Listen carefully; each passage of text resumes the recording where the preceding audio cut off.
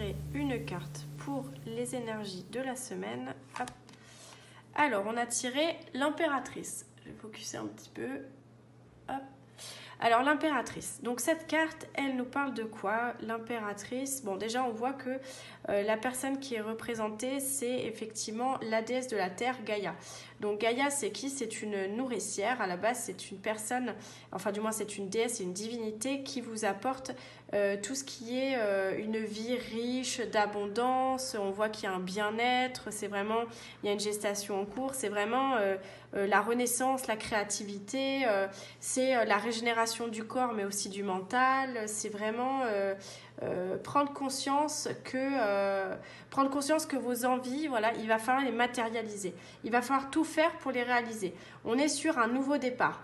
Donc, pour réussir vraiment, on a une mise en action quelque part de votre intelligence et vous serez obligé de dépasser un peu certains blocages vraiment pour aller vers la réussite et profiter pleinement de ça.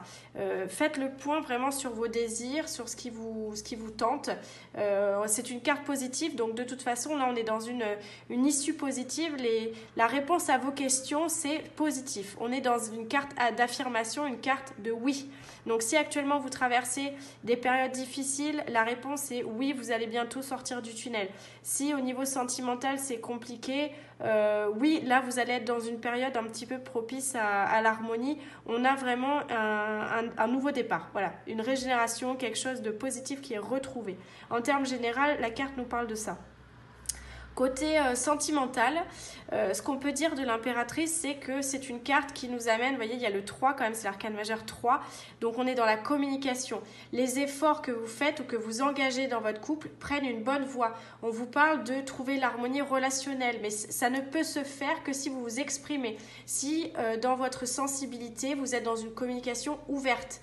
C'est une période là actuellement qu'on vous parle, vous voyez, il y a un cycle lunaire quand même, donc ça va durer quand même 4 semaines. Moi, je pense que vraiment, vous pouvez avoir une période propice aux engagements avec des personnes voilà, où vous avez des sentiments forts. Je dis des, mais en fait, une ou des personnes. Vous avez aussi, voilà, cette carte, elle annonce, bien évidemment, pour certains d'entre nous, des grossesses. Voilà, on a l'arrivée d'un nouveau-né, nouveau projet de couple aussi, le projet bébé, etc. Et on est vraiment sur un investissement pérenne pour le couple. Donc vraiment, si on doit dire quelque chose à ce niveau-là, au niveau sentimental, c'est une période propice, comme je disais, à l'engagement, à la sérénité et à l'harmonie relationnelle. Donc une belle carte, là encore, cette semaine qui nous attend.